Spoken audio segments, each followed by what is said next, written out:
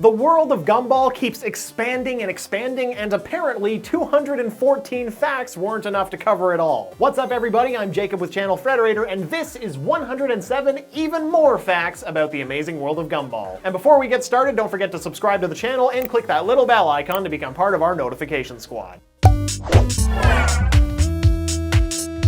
There were some rumors in the past that Gumball's creator, Ben Boclet, initially pitched the show to Adult Swim before presenting it to Cartoon Network. Boclet denied the rumor on Twitter, but he did note that he would love to drop an idea on Adult Swim one day. Gumball was the very first series produced under Cartoon Network Studios Europe. The studio opened in 2007, and production on Gumball began in 2009. Boclet was hired by Cartoon Network Studios Europe to help other people pitch their stories. However, when the studio let employees pitch their ideas, Boclet knew that he had to mention Gumball. Mick Graves, the series director, felt that a lot of elements made the show stand out from other cartoons. He noted that the writing and intense storyboarding methods they use for the show are two of the main components that make the animated series work. Graves and Boclet were friends before Cartoon Network Studios Europe. Both of them worked at Studio AKA, an animation company that focuses on producing commercials. They explained that because the world of ads is so diverse, their experience helped them give every character in Gumball a distinctive look. Studio AKA often had the pair design things separately and then combine their designs, and this unusual workflow carried over when they started designing Gumball's cast and the town of Elmore.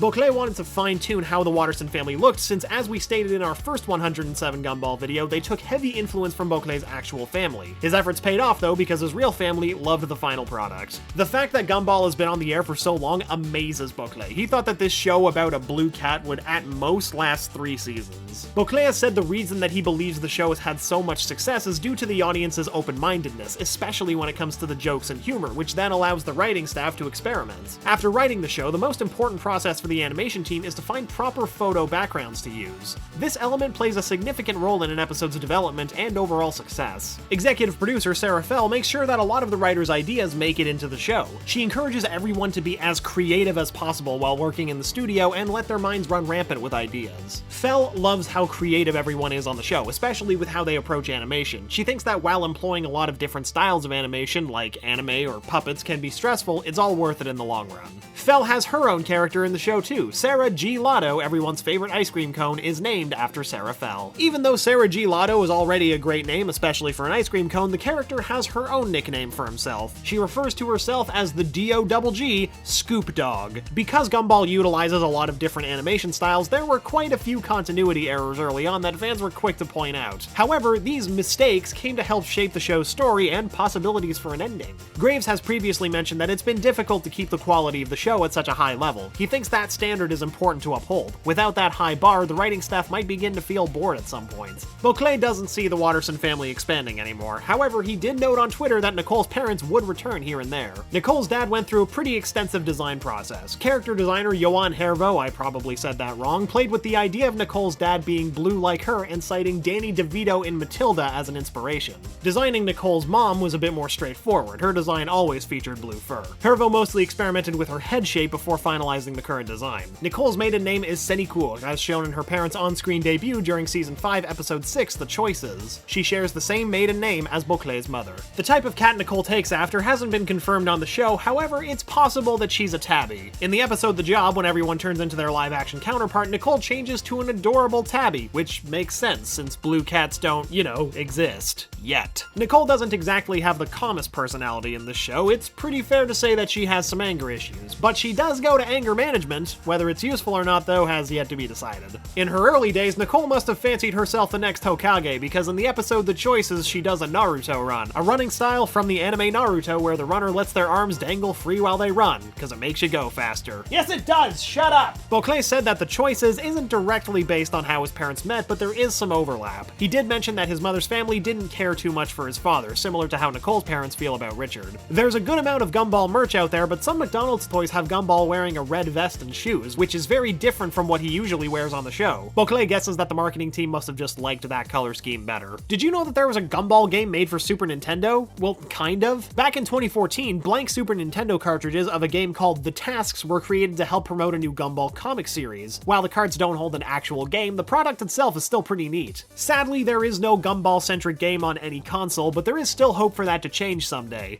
Boclet himself wants a Gumball game on the Nintendo Switch. But if you are looking for a Gumball gaming fix, some characters do make an appearance in the Cartoon Network crossover game Cartoon Network Battle Crashers. While there has yet to be a full game, that hasn't stopped fans from making elegant concepts. Jonathan Forder, a London-based developer, built an AR prototype of Gumball and Darwin, so it is possible to have the two best buds chilling out in your living room. As a way of showing their love for the series, fans make some dang cool pieces of work. Twitter user Ernanan made an excellent SVG animation of Darwin and Gumball dancing with an incredible amount of intentionally glitchy versatility. The clip even received praise from BECKY himself. Another impressive piece of fan art that became semi-official can be seen in a Cartoon Network promo. The video features an artist drawing Gumball on an Etch-a-Sketch. Speaking of drawing, did you know that there was a whole sequence in the episode The Weirdo drawn entirely by kids? So if you ever think that you can't do something, just remember that actual children have provided art for an internationally acclaimed cartoon. While the kids themselves didn't animate the entire sequence, they did design and draw every asset used. Tim Webb did the actual animation. BECKY explained that The Weirdo was meant to resonate with people who feel misunderstood. Like most creators, BECKY is hard on himself when it comes to Gumball. He feels that he fell short on season 1 because he wanted it to be 40 episodes, but it landed at a measly 36 episodes instead. To remedy this, season 6 of Gumball got bumped to 44 episodes total. BECKY wanted to do this to make up for the fact that season 1 was 4 episodes shorter than every other season.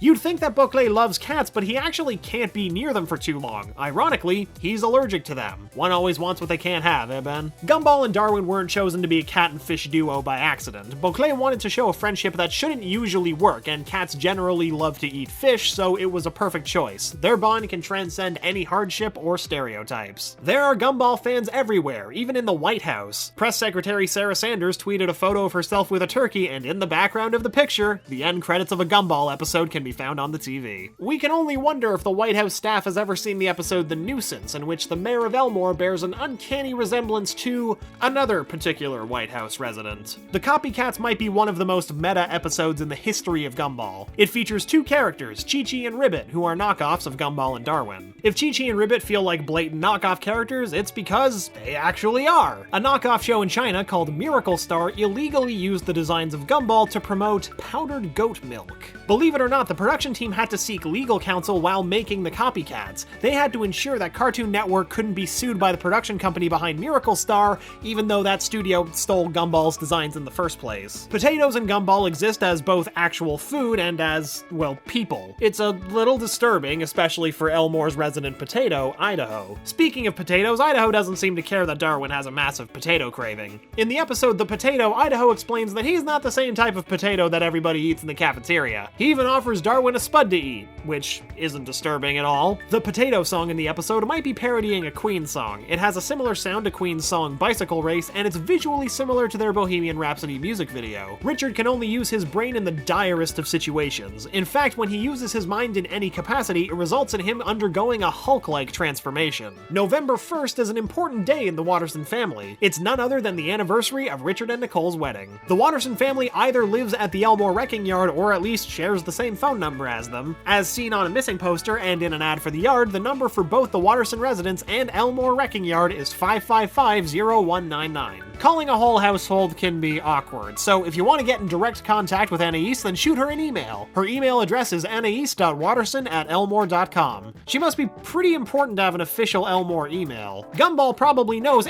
Joey Wheeler from the hit show Yu-Gi-Oh! Or at least he's a big fan, because in the episode The Matchmaker, Gumball makes the same face, fist and all, from the infamous meme of Joey Wheeler's super creepy chin face. Chell from the Portal video game series must have lost her package in Elmore. In the episode The Box, a mysterious package is left at the Wattersons, and each family member tells a story of what might be in it. Gumball's story explains that the box contains a portal gun, and the gun is nearly identical to the one used in the Portal video games. The only difference being that the Portal colors are red and green instead of Portal's classic blue and orange. Nicole's story of what might be in the box is a bit darker. Her story is beat for beat the film No Country for Old Men. That movie's a lot to take in. I'd say it's weird that it's included in the episode, but like, everything in Gumball is weird.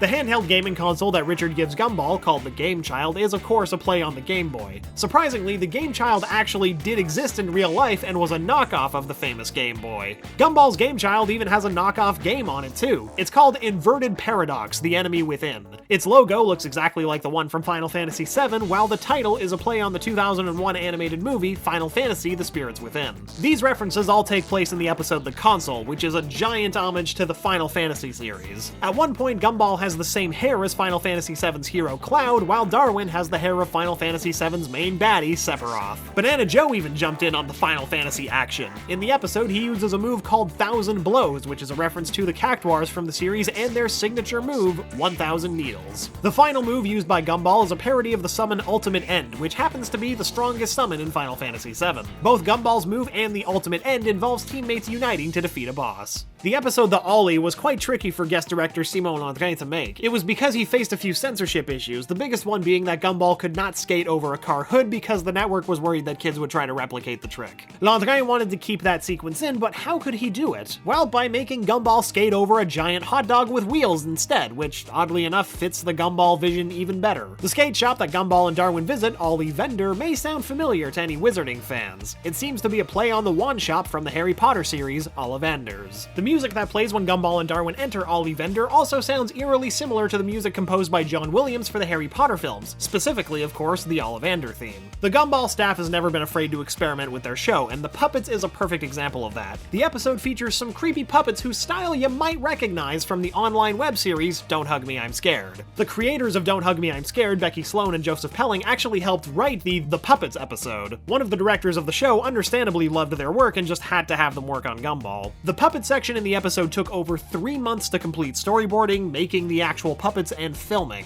That's 3 months to make about 3 minutes worth of content. Gumball might be a bit afraid of fans of the show. In the episode The Catfish, Gumball swears to never search himself on the internet again because he still has flashbacks of weird drawings involving his innocent face. The episode The News had a massive change after it initially aired. In the original segment, the news anchor was an actual human being, but in the edited version, he's a puppet. The change wasn't because of any demand from Cartoon Network. Instead, it changed because everyone on the staff wasn't a fan of the live-action actor, aside from Beauclerc. A lot of fans have requested that the original episode of The News be made public, but it seems unlikely. Beauclerc took to Twitter to state that it's probably not going to happen despite the support for the episode. The staff may not have liked the live-action anchor, but it seems that they met Beauclerc in the middle. In the episode The Menu, the live-action news anchor does make a return, and he hasn't been replaced by a puppet. Did you know that Principal Brown has some hidden secrets? In the episode The Grade, he reveals that he apparently is being hunted by the FBI. Also, he may or may not be a furry, but let's not dwell on that one. Have you ever wondered what grade Gumball is in? Turns out, he's in the 8th grade. Miss Simeon noticed that Gumball failed the test in kindergarten 8 years ago, which would make Gumball an 8th grader now. While no official time period has been set in Gumball, the show does appear to take place in present day. On a test that Gumball takes to get back into the 8th grade, the date on the top right corner says 10/4/15, which means that this episode in particular took place in the year 2015, even though it aired in 2017. While it's never made clear, Darwin always refers to both Richard and Nicole as Mr. Dad and Mrs. Mom, respectively. It could be that he's unclear about how they're his parents since he was initially their pet fish, after all. In the episode The Origins Part 2, Richard insists that Darwin calls him Dad, since before that Darwin always called him Mr. Watterson. Instead, Darwin refers to Richard as Mr. Dad and sticks with it through his life. No parent would ever admit who their favorite child is, unless that parent is Richard. While Darwin isn't the biological son of Richard and Nicole, he is Richard's favorite child. Darwin is a pretty talented fish. Did you know that he can grow back his legs on a whim? I mean, he did start out with no legs, so it only makes sense that he should be able to generate them again whenever he sees fit. While Gumball doesn't care for school all that much, he does seem to be a fan of the bard. In the episode The Sorcerer, he offers Elmore's local witch, Mrs. Jotunheim, an eye of newt, toe of frog, and wool of bat, all of which are references to William Shakespeare's Macbeth. In The Lady, the characters of Maria, Samantha, Angela, and Violet are based on Sophia, Blanche, Dorothy, and Rose from The Golden Girls. Even better, in the same episode, during one of the scenes, the screen reverts to a retro filter with tracking bars as one would see in old VHS recordings. Darwin has said in the show that he's bald and can't seem to grow hair. However, it is possible for him to grow leg hair, which has gotta be a first in fish biology. Larry is Elmore's hardest worker, but how many jobs does he have exactly? Turns out Larry has 38 jobs across town that range from being a barber to a shoe salesman to a waiter.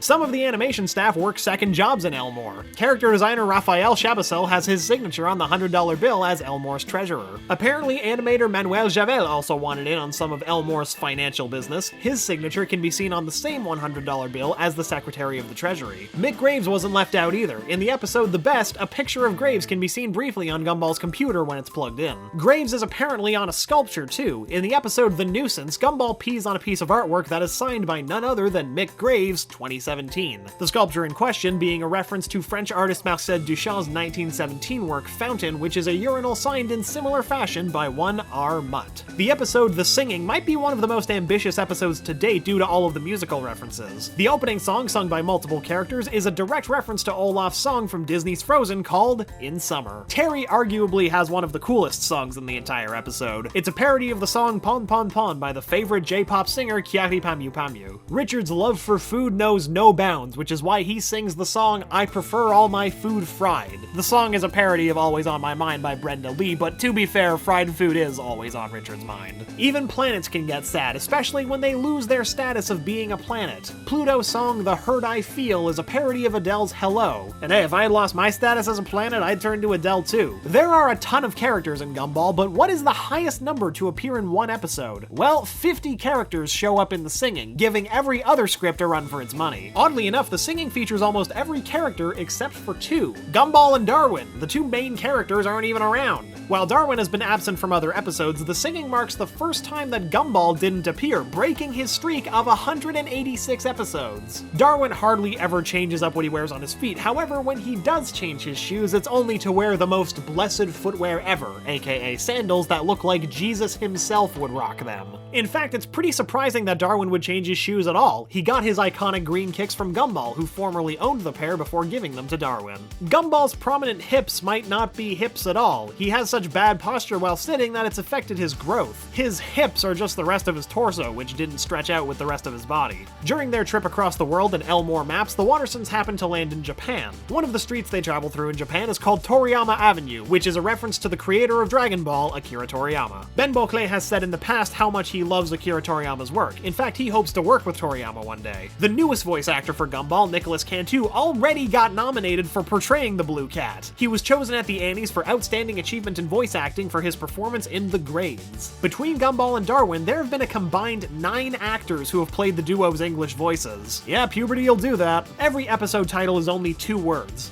The blank. 2 of the shortest episode titles are The Guy and The X, which tie for the shortest at 5 letters each. Beauclerc became heavily invested in the writing of each episode. In fact, the only episodes that he did not receive credit as a writer were The Vacation, The Law, The Potato, The Line, and The Anybody. The show's future has been in limbo ever since Beauclerc announced that he's leaving the show after season 6. However, the show is not officially cancelled, and Beauclerc noted that Gumball would go on as long as Cartoon Network keeps ordering episodes, with or without him. Beauclerc finished his last script in December of 2017. We can only imagine that the writing room felt a little emptier once he left. While it faced rejection in the past, a Gumball movie just might happen in the future. That is, if all of the right pieces can come together. On March 27th, 2018, Beauclerc tweeted to his followers asking them if they would watch a Gumball movie. It's safe to say that the response was overwhelmingly positive. Beauclerc seemed taken aback by how receptive everyone was to the question. His tweet gained over 4,000 likes, and he said that he's gonna try to make it happen. While he didn't specify how the movie would be released, he did mention that he has ideas for both a direct-to-video movie and a theatrically released film, meaning that this hypothetical movie could herald Beauclerc's triumphant return to Gumball. Once again, I'm Jacob, and thanks for watching 107 even more facts about the Amazing World of Gumball. Which episode is your favorite? Would you watch a Gumball movie? Comment below and let us know. Don't forget to subscribe and click the bell icon to become part of our notification squad, and if you want to see more videos like this one, consider donating to our Patreon, where we post sneak peeks at new pilots, extended creator interviews, behind-the-scenes footage, all sorts of awesome stuff. And of course, remember, Frederator loves you.